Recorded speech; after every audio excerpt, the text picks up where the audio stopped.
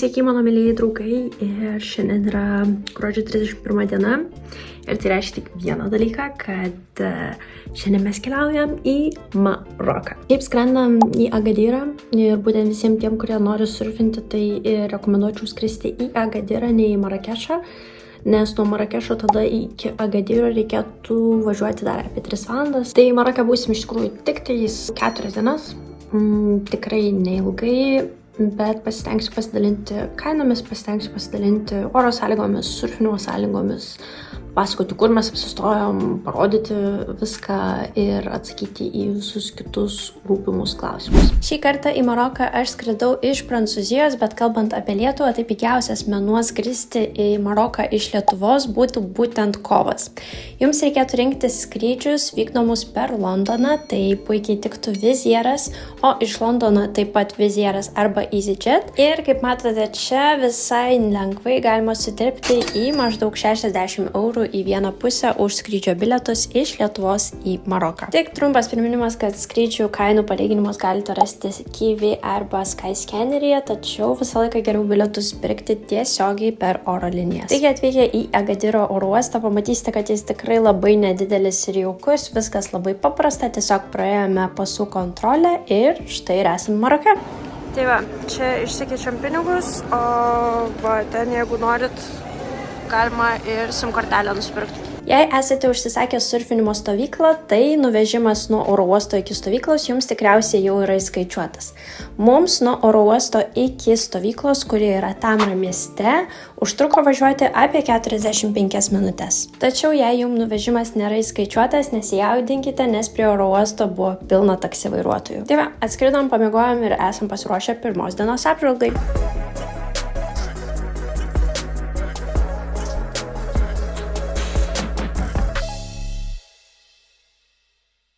Taigi mes apsistojame Natural Surf Morocco stovykloje ir dabar apžvelgsiu, kaip atrodydavo mūsų dienos. Visi mes keldavomės apie 9 valandą ryte, o 10 susirinkdavome virtuvėlėje, kurioje mūsų laukdavo nuostabus pusryčiai. O jų ėjome pasimti savo lentos ir hidrokostiumo bei kitų mums reikalingų dalykėlių ir keliavome į pirmą šios dienos surfinimo sesiją. Mums nieko rūpintis nereikėjo, mūsų surfinimo gidai sužinodavo apie surfinimo sąlygas, o tada tik keliaudavom į tam tikrus paplūdimius patikrinti, kokiagi bangų situacija. Ir nors nuo gruodžio iki vasario bangos Maroke turėtų būti pačios didžiausios, mums taip pasitaikė, kad būtent kelias pastarąsias dienas jos buvo itin mažos.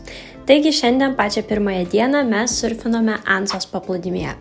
Na, čia aš šiek tiek įsiterpsiu, nes noriu jums labiau paaiškinti, kaip išsidėstė tie visi surfinimo miestai. Tai visus, kuriuos jums reikia žinoti, yra Tamra, Tagazutas ir Anza.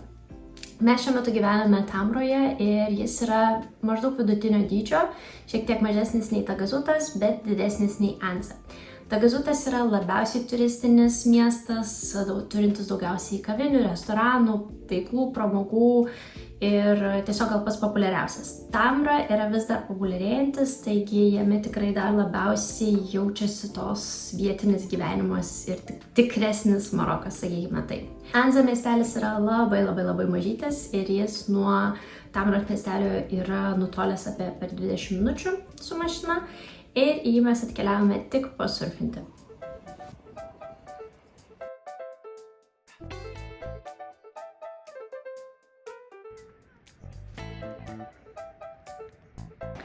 Na, matote, situacija tokia, kad žmonių yra nežmoniškai daug.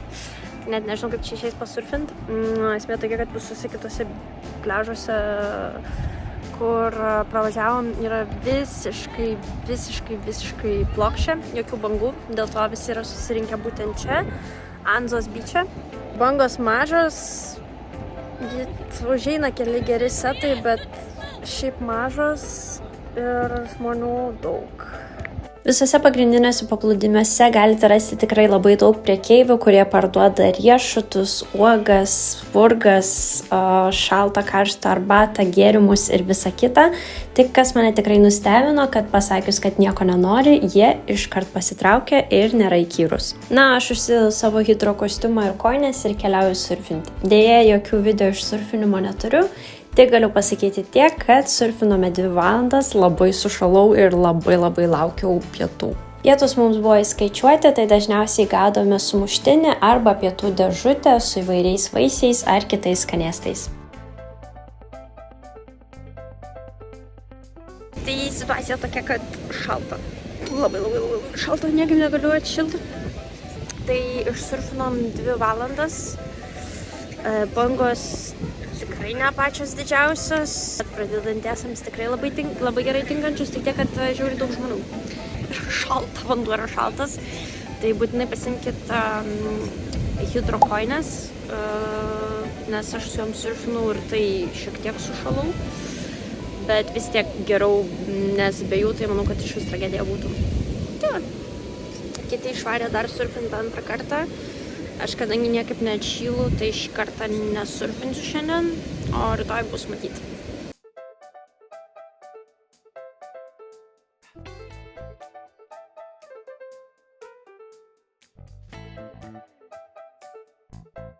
Tai va, pirmos dienos surfinimas kaip ir baigtas, sėdame į savo automobilį ir keliaujame iš Anzos į savo miestelį Tamrą ir su mašina tai yra maždaug 20 minučių kelio. Galite tikrai matyti, kad žmonės čia labai atsipūtę, viskas vyksta lėtai, visi vaikšto, surfina, apsipirkinėja ir kitaip ramiai leidžia laiką saulėje. Na, o grįžus į viešbutį, mūsų balkonėlyje jau laukia karšta arbata su sausainiais, o po jos daug pašnekesių ir jeigu norime, galime užsukti į jogą. Saulei leidžiantis labai norėjau apžiūrėti Tamrą miestą, taigi išėjome trumpam pasivaikščiojimui.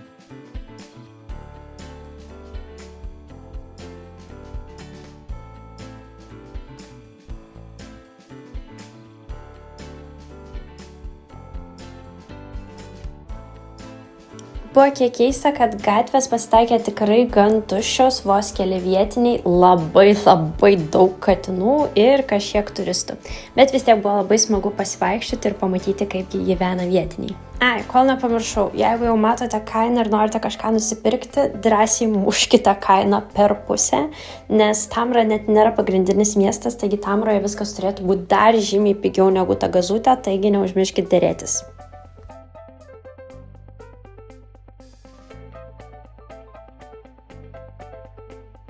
Na, kol apvaikščiojom visą miestą, tai ir sutemo, o mūsų kiekvieną vakarą 8:30 laukdavo skani vakarienė. Taigi keliaujam pavalgyti, o tada parodysiu, kaip atrodo mūsų kambarys. Apie kambarėlį labai čia daug ir neprekomentuosi, iškart galit matyti, kad jis yra tikrai labai mažas, bet jame tuo pačiu ir nieko netrūksta. Taip pat turime nedidelį balkonėlį, kuriame džiauname rūbus ir žinoma, kad turime dušą su tualetu savo kambaryje. Žodžiu, pirmos dienos įspūdžiai apie Maroką labai geri. Kažkaip nežinau, aš tikėjausi, kad bus žymiai daugiau šiukšlių mieste, gal net tikėjausi kažkokių keistų žvilgsnių, galvau, kad nėra saugu, bet kol kas viskas atrodo kaip tik visiškai atvirkščiai. Dėl surfinimo negaliu komentuoti, nes šiandien sąlygos buvo nekokios, kad vanduo yra šaltos yra faktas. Kad čia keliaujant žiemą reikėtų termokojinių yra faktas. O dėl kitų dalykų bus galima pakomentuoti po kelių dienų, bet šiaip kol kas tikrai labai teigiamai vertinu Maroką ir būtent Tagazutą ir kelius šitos miestelius šalia. Labas rytas ir kol visi miega, aš jums noriu parodyti, kaip atrodo pats viešbučio pastatas. Mes gyvenam paskutiniam 4. aukšte.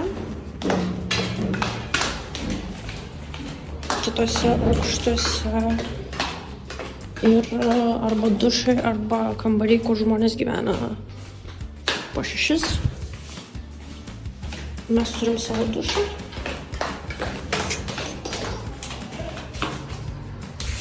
Na, apačioje dar yra atskirai dušai ir tualetai, o jeigu leidžiamės dar žemiau, tai yra vieta, kur yra laikomos mūsų lentos ir džiaunami hidrokostiumai. Kaip visada 10 val. Ryto mūsų laukia pusryčiai, o tada neužilgo jau lėksime surfinti. Aktualiausias klausimas, kas iškart pasipylė iš merginų, ar Maroke yra saugu. Žodžiu, pakalbam apie saugumą. Tai prisiminkim, kad esu ne kokiam Marakeše, nedideliam mieste. mažam surfintojų miestelėje. Tai tikrai galiu pasakyti, kad čia jaučiuosi visiškai absoliučiai saugiai. Tai manau, kad čia labiau dėl to, kad tai yra tokie kurortiniai maži surfintojų miesteliai, kur yra labai daug turistų ir jie yra tiesiog jau pripratę prie jų. Tai saugumo lygis, manau, kad yra tikrai pakankamai geras čia. Kitas dalykas, yra tikrai labai daug solo merginų, yra ir vaikinų, ir merginų, ir porų. Tai, manau, tikrai labai geras pasirinkimas atkeliauti kažkur į kažkokią bendruomenę ir tada keliauti su tai žmonėmis. Tai visom solo merginom, kurios galbūt norėtų keliauti į Maroką, bet bijo, visą laiką rekomenduoju rinktis kažkokią surfo stovyklą, jogos stovyklą, meditacijos stovyklą, nesvarbu kokią stovyklą, bet keliauti kažkur į bendruomenę su kitais žmonėmis, kur jūs atkeliautumėte čia vienas ar vieni, nesvarbu, o galiausiai susirastumėte draugų, bendraminčių ir tada galėtumėte saugiau ir drąsiau keliauti po šalį su kažkuo. Tai tas solo keliavimas, kaip ir aš visą laiką akcentavau, nėra visai solo, nes tų solo keliaujančių žmonių yra va tiek. Tai tikrai labai lengva atkeliavus solo jau čia keliauti su kažkuo kitu. Tai va, apie kitus Maroko miestus negaliu nieko sakyti, nes nesu juose buvusi, bet lygiai taip pat kaip ir dauguma, kas man rašė, esu girdėjusi šiokių tokių prastų atsiliepimų būtent apie Marakešą, bet tai yra milžiniškas miestas, tai nelabai galima lyginti su, pavyzdžiui, Tagazutu, Anza, Banana Village ir visais kitais mažais miesteliais, kaimeliais, kurie yra aplinkui mane. Tai va, tai prasideda mūsų antroji diena, tai keliausim pirmiausiai per kelis beachus pasižiūrėti, kokios tos bangos ir ar išeis iš vis jų rasti. Ir tada žiūrėsim, kur pasiliksim, kur surfinsim, tai viską būtinai parodysiu. O vakare galvojam keliauti į patį Tagazuto miestą, kuris yra maždaug 12 minučių su taksi arba 1 valanda pešiomis. Toks trumpas update'as. Tuoj už pat kelių minučių jau varysim surfinti ir tą pasidalinsiu kitais įspūdžiais. Patinukai. Patinėlė.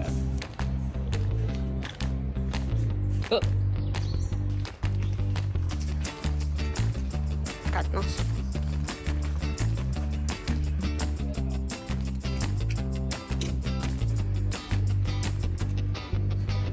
Dar nieko nepapasakojau jums apie kainas, tai už šitą stovyklą sumokėjom už 5 dienas 440 eurų. Ir iš esmės į tai įeina visiškai viskas, pusryčiai, pietus, vakarienė, dar viena ir išvyka į Paradise Valley. Kadangi aš norėjau surfinti, tai nebevarėm tenai, visas dienas tiesiog surfinom.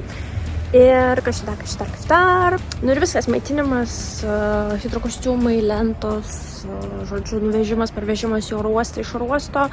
Viskas eina į tą kainą, tai manau, kad kaina tikrai labai gera. O čia jau kiek kas išleisti priklauso nuo jūsų. Tada dar kažkiek pinigų reikėtų turėti su savimi suvenyram.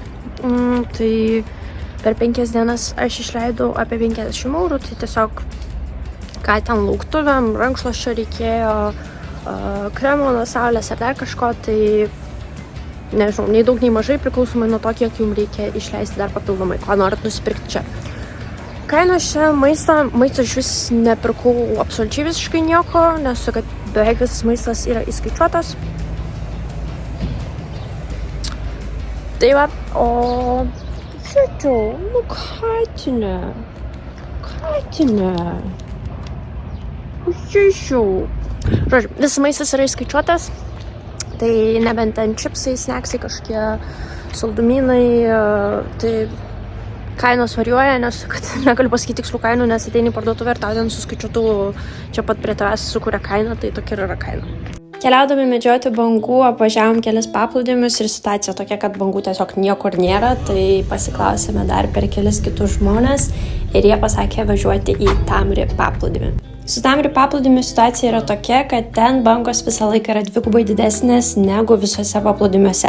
Tai jeigu šiandien bangų nėra niekur, ten tikrai turėtų būti. Mūsų gidas patvirtino, kad geromis dienomis Tamri paplūdimyje bangos gali siekti net iki 5 metrų, bet šiandien turėtų būti apie 1,5 metro. Iki šio paplūdimio mums važiuoti yra apie 40 minučių, taigi įsitaisome ir mėgaujamės vaizdais.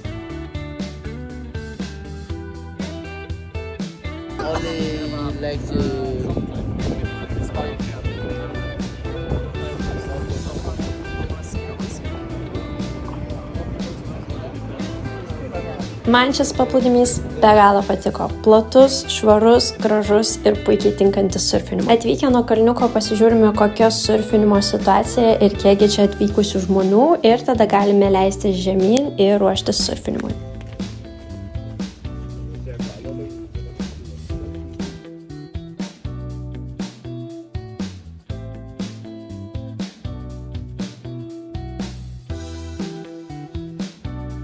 Try that today. I broke the price of the red curve.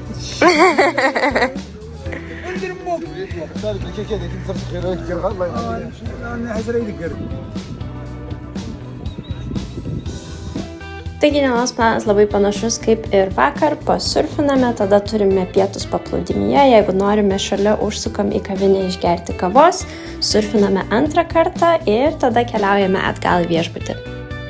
Žodžiu, surfinimas šiandien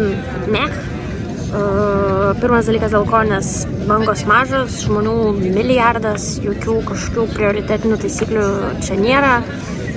50 žmonių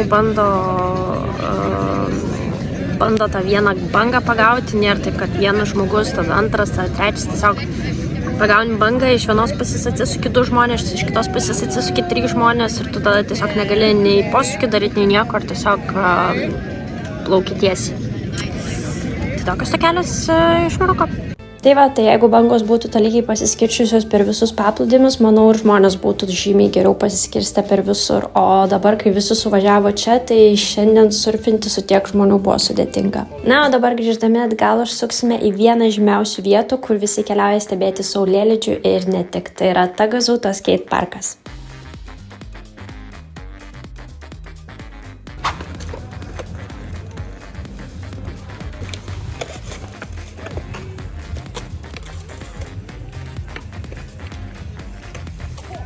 Tai tikra pasirodymo aikštelė. Tie, kas tikrai moka skeitinti, griebia savo lentą ir rodo visiems triukus, o kiti atsineša užkandžių bei gėrimų, stebi saulėlydį bei šios nuostabius pasirodymus.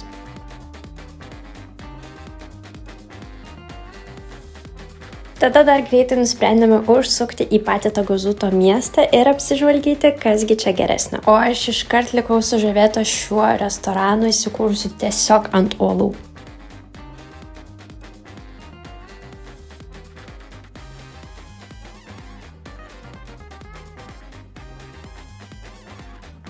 Na, kaip ir minėjau prieš tai, Tagazutas yra tikrai labai gyvas miestas su daug turistų, daug parduotuvių, daug restoranų, daug šurmulio ir daug veiksmo.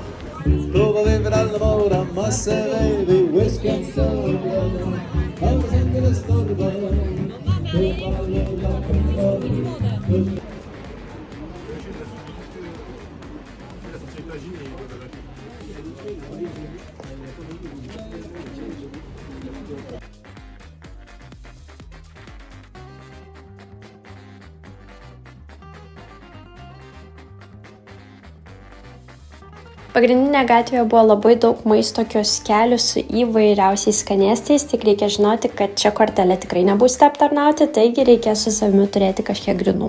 Čia galėsite rasti viską, ko tik jūsų turistiška širdis geidžia. Sumuštinių, šviežiai spaustų sulčių, vaisių, ledų, blynelių su šokoladais ir dar daugiau visokių įdomiausių dalykų. Jeigu jūsų maistas nedomina, visą laiką galite pažaisti futbolą su vietiniais vaikais, o gal tiesiog nusipirkti tam tikrų suvenyrų savo ar savo draugams. Na, pasivaikščioję po miestą galime keliauti kovui su taksistais, kurie bandys išmušti kuo didesnę kainą, o mes bandysim išmušti kuo mažesnę kainą savo kelioniai atgal į miestelį Taurą. Už 12 minučių kelionę normalu būtų sumokėti 50 Maroko dirhamų, bet žinoma, jie reikalauja 100, bet kai nusisuki ir sakai, kad susirasi kitą taksistą, jie tave veža už 50. Taigi, dar kartą primenu, mėlėjai, dėrėkitės ir dar kartą dėrėkitės. Atvykus į viešbutį mūsų laukia pasiruošimas barbecue vakarui, taigi mes sėdame, kalbame apie šiandienos dieną, apie surfinimo pasisekimus ir nepasisekimus ir laukiame savo vakarienės. Maistas kaip ir visada čia atrodo visiškai tobulai, o ir skonis tikrai neatsilieka. Dienos pabaigai išeiname pasivaikščioti savo mieste, kur galite matyti, kad yra visiška ramybė ir tie keliai veikiantis restoranai. Užsukame dar į parduotuvę, kur čia pat prie mūsų akių sugalvoja kainą ir jau tikrai dabar galime eiti ilsėtis.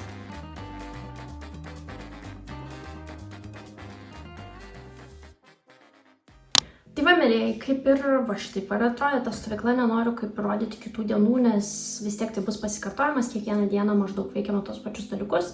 Tai vienintelio dalyko, ko neparodžiau, tai kelionės į Agadiro didįjį turgų Suk. Bet kaip ir mes šnekėjom su mūsų gidu, jis sakė, kad nieko ypatingo nepamatysime. Tai iš esmės labai didelis turgus su labai daug parduodamų prekių. Tai nusprendėme šito dalyko neaplankyti, bet jeigu norėtumėt, tai tikrai galima taip lengvai padaryti nuvažiavus su taksi. Kitas dalykas, kurio dar neaplankėme ir kurį minėjau, tai buvo Paradise Valley. Girdėjau įvairių skirtingų nuomonių, vieni sako, kad verta, kiti sako, kad neverta. Tai irgi šį kartą nebuvome, gal kitą kartą aplankysiu, bet laisvai galite rasti šitus turus, net ir keliaudami patys. Tai arba Klook, arba Get Your Guide tikrai turi šių turų pasiūlymų. Tai dabar dar šiek tiek noriu papasakoti apie pagrindinius surfinimo spotus, jeigu norėtumėt keliauti tiesiog patys. Tai iš esmės mano pats mėgstamiausias buvo Banana Point, kur galite rasti labai ilgą dešinę bangą. Vienas blogas dalykas, kad jau eidami surfinti ten, iš vietinių girdėjom, būkite atsargus, labai purvinas vanduo. Kažkaip iš pradžio aš pagalvojau, kad čia kažkoks skemas, kad tiesiog nei čia surfinti ir kad būtų mažiau surfinančių žmonių, bet paskui pasirodo, tikrai sužinojau, kad kažkaip tenai būtent yra įmonės, kurios pila atliekas į vandenį. Tai dėl to ten yra pakankamai nesaugu, nešvaru surfinti, bet banga man ten buvo vienareikšmiškai pati fainiausia ir ilgiausia ir pati pačiausia. Dar vienas minusas, kad nučiuožus jau banga, kuo labiau einate į dešinę pusę, tuo labiau prie kranto yra akmenys. Akmenys nėra aštrus, bet vis tiek tada reikėtų pasaugoti savo lentą ir pėdas. Ir srovė tarp kitko, nešanti link tų akmenų, tai yra tikrai pakankamai stipri. Toliau, šalia Banana Point mažiau žinomas yra Spider Point, kur bangos būna kažkiek didesnės ir greitesnės, taip pat bangos eina į dešinę pusę. Ir vėlgi turim tą patį dalyką, kad dugnas jau čia pilnai yra visiškai akmenuotas.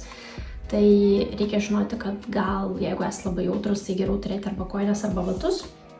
Dar kitas dalykas, pats įėjimas į vandenį yra pakankamai tolimas, nes reikia plaukti iš Devil's Rock paplūdimio iki pat Spider Point, kas yra visai toli, nes kitaip nelabai kaip tu ten pateksi į tą pointą, bet ten visą laiką būna mažiau žmonių.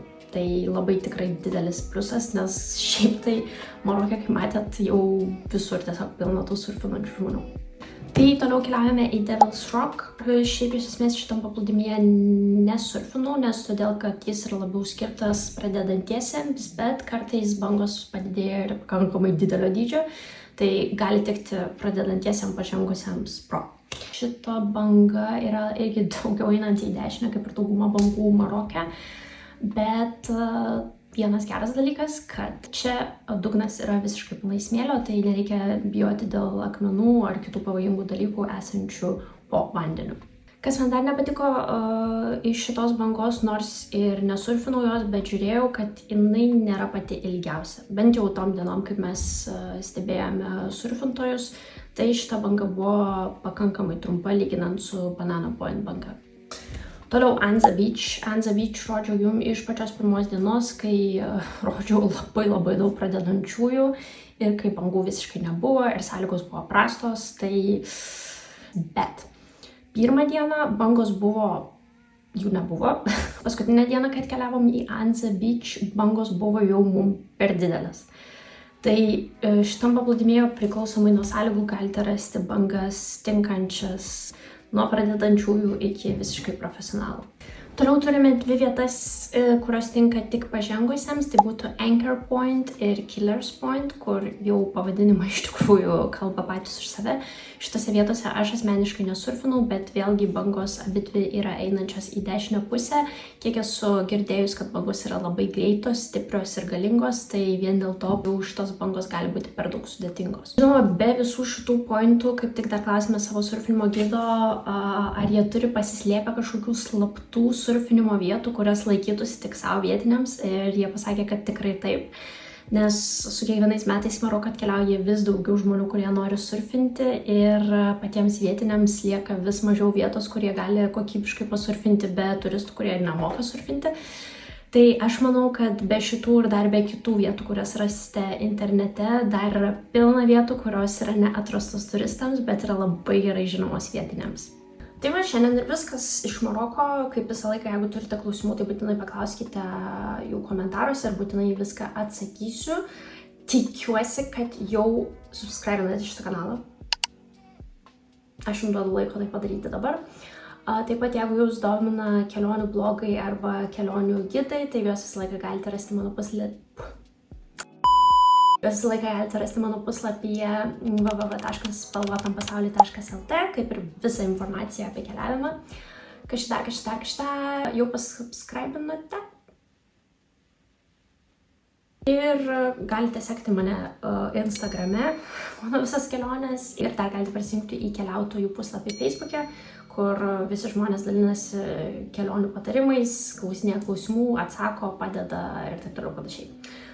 Tai viskas, visa informacija apie Maroką. Tikiuosi, kad jums patiko šitas vlogas ir jeigu patiko, nebūkit bjaurūs lietuviai, parašykit patiko ar ką nors teigiamo. Ir susimatysim per mano kitas keliones.